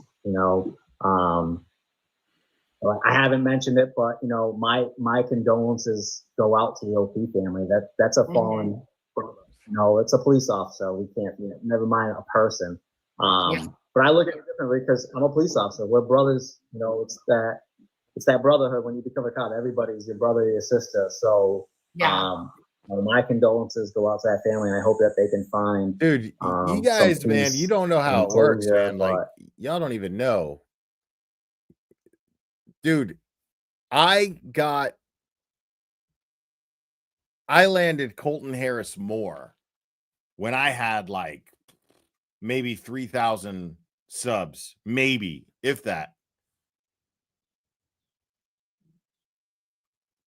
Colton Harris Moore was known as the Barefoot Bandit in the press. This guy does not talk to any media ever. Like, he is under the radar right now. And he likes to be that way. And it's just a question of reaching out, man.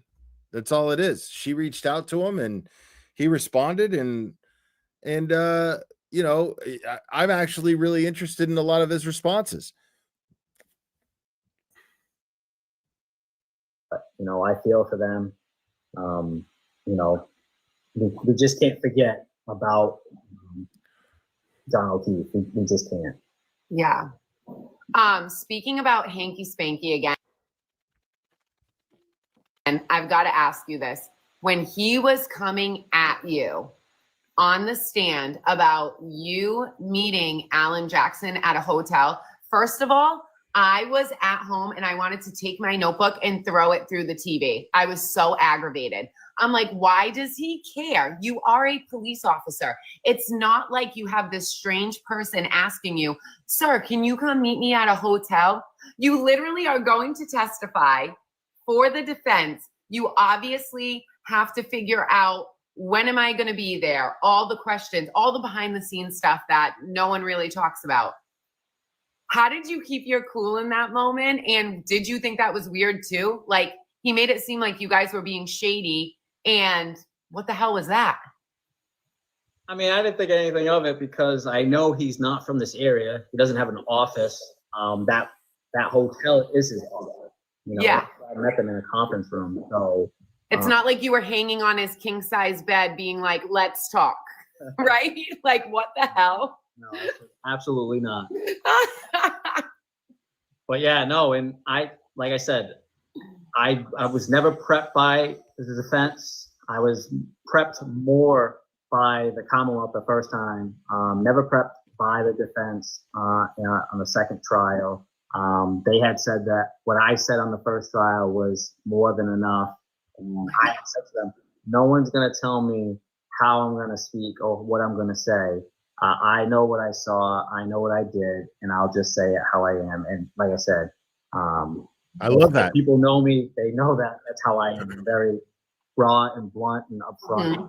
I love that. And I'm lucky to be like that in as a police officer because, like I said, I can't stress enough. My department, my chiefs, they allow me to be who I am. I don't have to be a robot. I don't have to conform to the standard police officer. I'm just a person. I talk to people just like how we're talking. I talk to people. So like I said, I didn't find it weird. It was his office.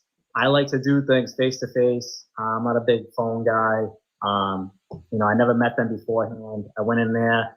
Basically, they got my schedule. And that's it. Nobody showed me any pictures or anything like that. But the Commonwealth did show you pictures, right? So it was like polar opposite. Like they were trying to talk to you about stuff, and Alan Jackson was just like, "We trust you. You got this." So the Commonwealth didn't show me a picture. It's okay.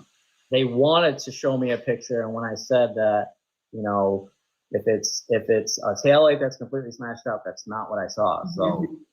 I can't testify that that's it. Right. It's not what I saw. Yeah. It's not what I that's saw. wild.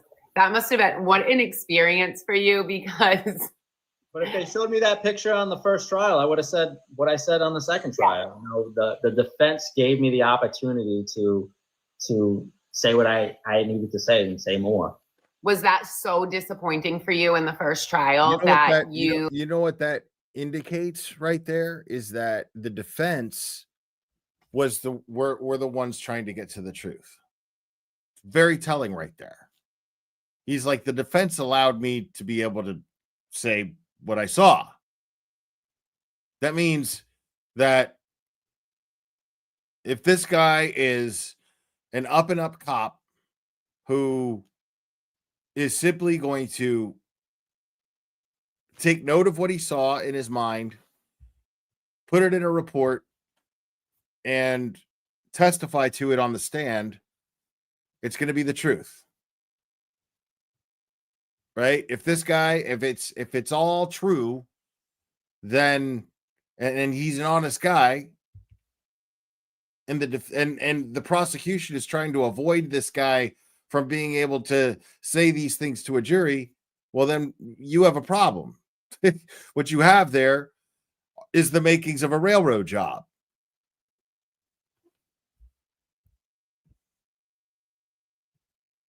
You took time out of work, first of all, you had the accident. So you're like stressed out about that.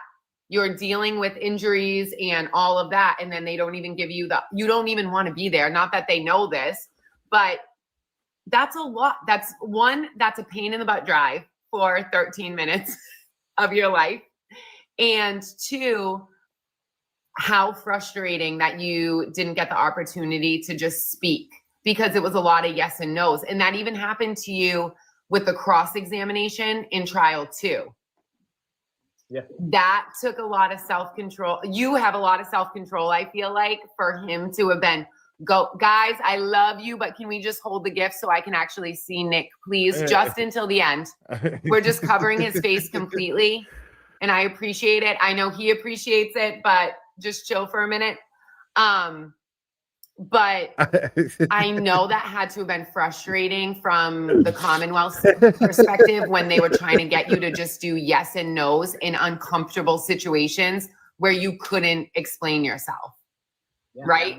That goes with testifying. Like I've testified before, it's a yes and no thing, and then if they ask you to elaborate, then you elaborate. But that opportunity, But I gotta see what Baros saying about it. Yeah, so it's almost like expected.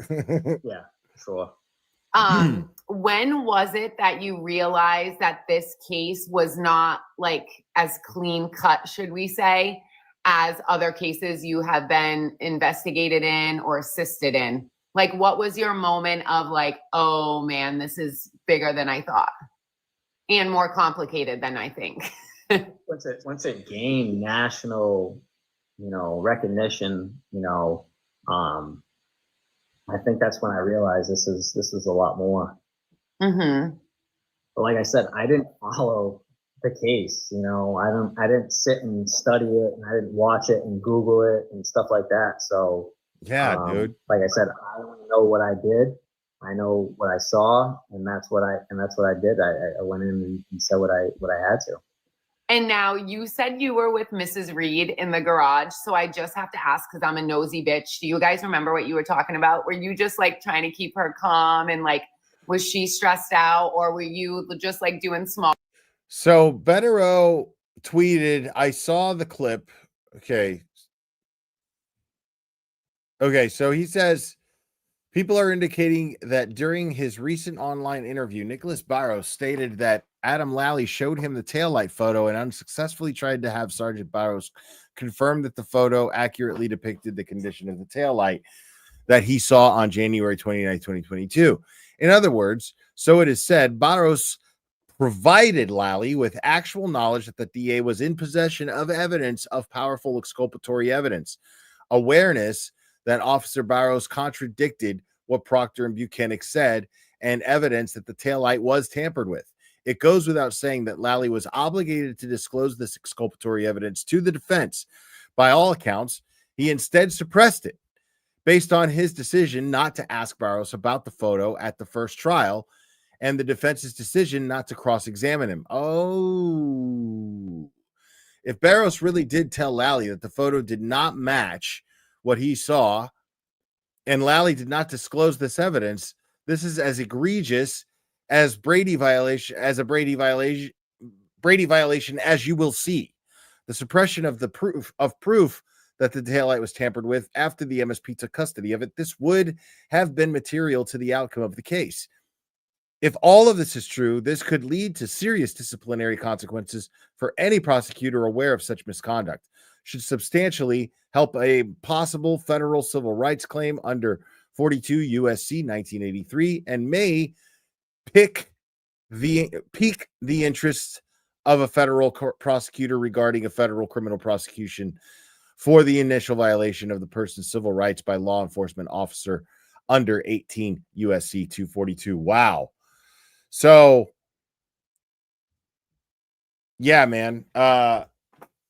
That's wild. So basically what Betero's saying here is based on what Nicholas Baros is saying here, that Lally showed him a picture before he even testified. That in and of itself is evidence. That's exculpatory evidence. That before Nicholas Baros even testified, which would explain why Baros volunteered that explicit detail that the taillight was cracked right into his direct examination. That would explain why he explicitly detailed that. And Lally didn't expect that to happen. So what Lally ends up doing, he's saying, Betero's saying that according to Baros, before he testified at the first trial, Lally showed him a picture of the taillight, and Baros said, that's not the taillight that I saw. Which right there, that interaction is exculpatory evidence that he should have disclosed to the defense, that Lally should have disclosed to the defense. And I mean, that's dirty as fuck, dude. I want to see what Bob Alessi has to say about that. What could be more egregious? What could be more misleading than that? And what could be more important? Exactly, Bob. Exactly. Okay?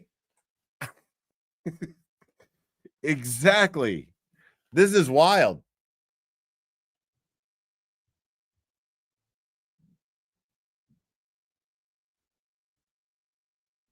Wait, what? Okay, Claire, new criminal charges summons issued for 2 locals who recently protested outside the pizza shop in Canton. The Duck King Rich is one of them. What? Rich Schiffer again? They charged Rich Schiffer again? Oh my God, bro. That's wild. I'll look into it in a second. We're in the middle of something, me, myself. Okay? What could be more egregious? All right. Now, then he goes on. Baros says, I saw the clip. According to Baros, the DA deliberately did not show him the picture because he told them the taillight was not destroyed. So they had exculpatory evidence. Baros' statement that the taillight was not as described by Proctor and Buchanan, but it appears they deliberately withheld showing him the photo so they would not have to disclose this fact to the defense. This doesn't change the bottom line. They knew Baros' description contradicted the MSP and was exculpatory. They kept this from the defense. I'm sure they rationalized the non-disclosure by saying Baros' report already gave his description, which the defense had, and thus they did not suppress the information. Very, very sketchy and underhanded. Any prosecutor interested in the truth would have shown Baros the photo at a minimum clarified that his description was in stark contrast. Okay, so what he's saying is that there was a photo, but he didn't show the photo to Baros when he should have shown the photo to Baros. That's what he's saying. But nevertheless, it applies, doesn't it, Bob? I mean, What could be more egregious? What could be more misleading than that? And what could be more important? Exactly, Bob. Exactly. Small talk.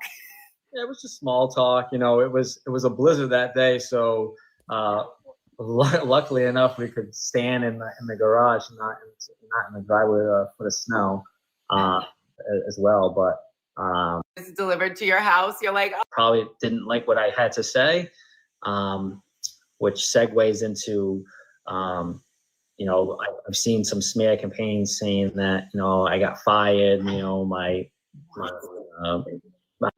you know, it's two sides. It's, you know, the Karen Reed side and the O'Keefe side. So obviously the jurors, you know, made a decision and found her not guilty on, you know, most of the charges. So the other sides probably didn't like what I had to say, which segues into, you know, I've seen some smear campaigns saying that, you know, I got fired, you know, what could be more egregious? I'm on the Brady list. You know, I did see that rumor circulating. I'm like, what? Yeah, you know, that people are saying my department disowned me and stuff like that. Nope, I'm still employed. My department loves me. Yes, please tell them. Please tell everyone. Not on the Brady list. All right. There's someone or, you know, people out there creating sites with false information. Wow, so they're even creating sites to fucking trash this guy, bro. What could be more egregious? What could be more misleading than that? And what could be more important? Exactly, Bob. And my face and testimony stuff. So I'm not on a Brady list, and I'm still employed. Thank God. Now, have you heard from like the anti-Karen Reed group? The ones that are badgering the jurors? Because I'm sure if you put the news on, that's all I've heard on the news lately, that these jurors that have come through are being like badgered online. No, but they haven't done that to you, right? Aside from these like weird rumors. I'm not, like I said, I'm not a social media guy. So I'm not on social media. Where they can do that to you. Yeah. So I don't, you know, I'm not like out there Googling. And then when I get up on the stand, like I said, not that I didn't want to be there. It's nobody. I don't think we felt that way. I just, yeah. But I want to hear your like have said it's a normal mom you in person, your body honesty and intent. Started with emails and and your boss. Like they probably are. I was there that day. And nobody else was. It was me. So they're not going to tell me how to talk or what. Yeah, absolutely. Nobody there from the chief, deputy chief. No one's ever sat me down and said, you know, you need to do X, Y, and Z. No, I am who I am. I mean, like they did with Kelly Devers. What I did, I was there that day. And nobody else was. It was me. So they're not going to tell me how to talk or what I need to say. Mm-hmm. You know, so kudos to the DPD leadership and the DPD people. So, do they ever goof on you and say, "Dayton Daddy's coming"? all day long, all day long. I'm like, he's never gonna live this down. Literally, the internet circulated that so fast, and I could not stop laughing. It's not even just the men and women I work with. It's around town. I hate to say I'm well known in the town of Dayton, and I've made a lot of connections in the last 14 years that I've been there. So. Oh my God. So they see you coming and they're like, it's the Dayton Daddy. He's coming. Hard or whatever, but I'm no hero. First and foremost. You are, though. You are. Heroes are the men and women that don't make it home at night, that, you know, wear the same uniform that I do and they don't make it home. Those are the heroes. So like I said, I'm not a hero. I was just doing my job. I don't need the recognition, but it's a nice feeling knowing that people are taking time out of their days and, you know, sending me messages and cards and stuff like that. And the funny story is I was working the other day and a lady came in and one of the other officers was working and went and talked to them and just wanted to shake my hand and say thank you. She was in tears. Like that stuff takes me back. I'm like, what? There's no need for it. You know, I appreciate it, but like I said, I was just doing my job. Than that. But and what it could be doesn't more go unnoticed. important? I've whatever that's been sent to me, I've read and I appreciate it wholeheartedly. And you know, next thing you know, women are going to be speeding past you. And I already told Sunglasses Crew, Nick Baros's girlfriend is a Sunglass Crew. We love her. He's a taken man by a Sunglass Crew lady. Taken. So that makes sense. Okay, so one of her followers is his girlfriend. But I'm like, you probably gonna have crazy women that are like speeding past you, like, hey, pull me over. And you're like, get out of here. Get out of here. y'all are haters, bro. Happily taken. Shout out to her. It's her birthday today. So whose birthday? It's Amber's birthday. Oh my God, happy birthday. Stop. And this is what we're doing? I feel so bad. What do you mean? This is the best birthday gift. I love it. Just sit here and watch him. Everybody say happy birthday to Amber. This is amazing. I love it. I love it. And we appreciate this. I ain't trying to tell y'all how to feel. I'm just saying, you know, I'm just playing devil's advocate here, dude. I'm just, you know, like, she's nice enough to fucking have this interview with this guy, dude. You know what I'm saying? Y'all are just haters. Yes. That's all I'm saying. I'm just trying to see the positive in it. It's not bad.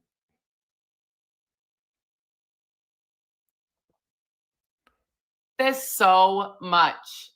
So much. I mean, I know I've touched on what have we not talked about? Is there anything else that you want to kind of like clear the air and say, or have we kind of touched on everything? I get that too, bro. I get that too, man. There's some people that I gotta be a good boy and not say shit about because like they did the same thing and like, you know what I mean? Like it kind of sucks. You know, for the good of the community and everything like that. It's just, you know, but what are you gonna do?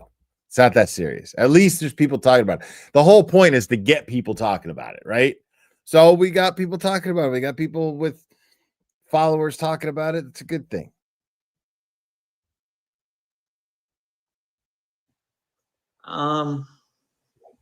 Pretty much. I mean, I know that there's going to be some trolls or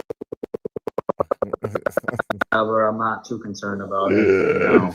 No. What's up, Auntie Deb? I just wanted to come out and say that I wasn't prepped by the defense. Everything that I said was from this mouth. Nobody had to tell me what to say. I'm not on the Brady list, unemployed still. That we really need to push, because these people spreading those rumors, it's like wildfire. Like the Brady list, what the heck? 1 second you're on the stand, the next second you're on the Brady list. Are we kidding me? Yeah, I know. That's the thing.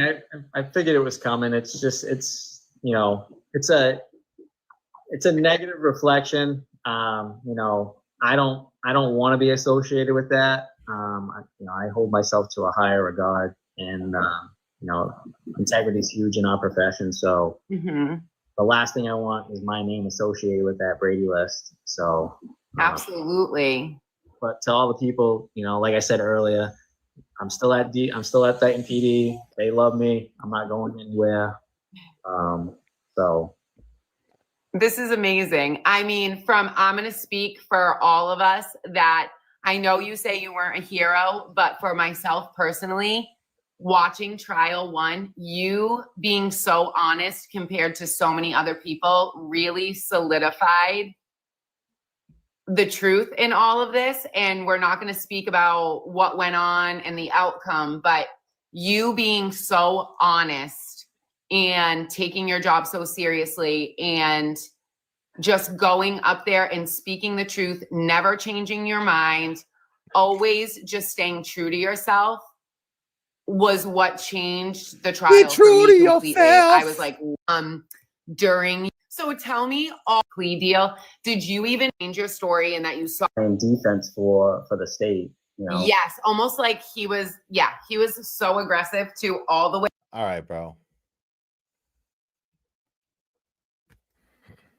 So, yeah, man, that shit's crazy. So, I'm looking at Scott McGinnis sent me this thing. Thank you, Scott. Yeah, I'm looking at harassment, arrests made, D&E Pizza, Washington Street, Rich Schiffer.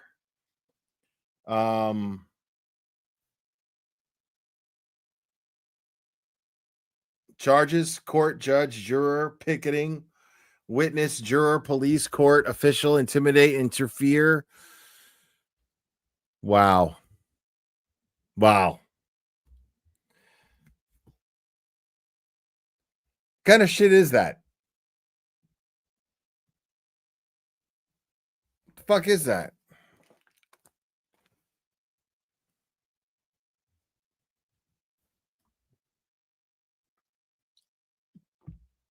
I mean,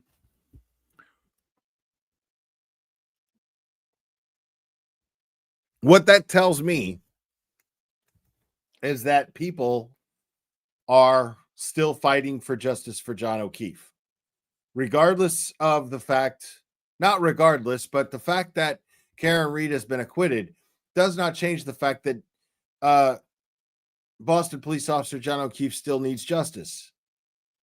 It amplifies this fact. It amplifies this fact now. So, Chris Albert is now having people arrested again, weaponizing the Commonwealth to silence people who demand justice for John O'Keefe, who demand that somebody comes forward.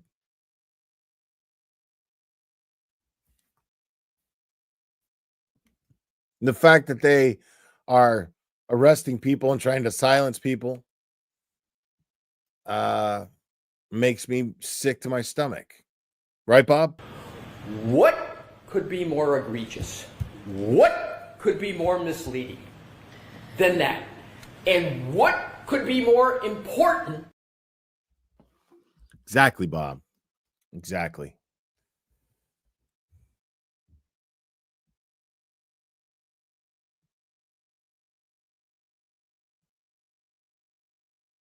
Into the glare of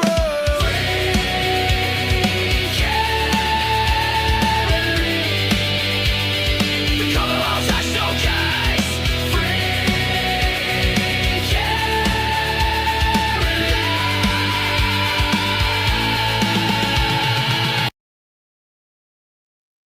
Exactly. Exactly. Okay.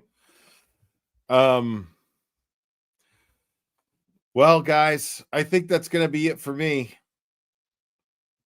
think I'm gonna call it. I'm starving. I need some food. I need some food. You gotta put my my bed sheets in the dryer, and then I'm gonna cuddle with Clever and Drago. That's what I'm doing.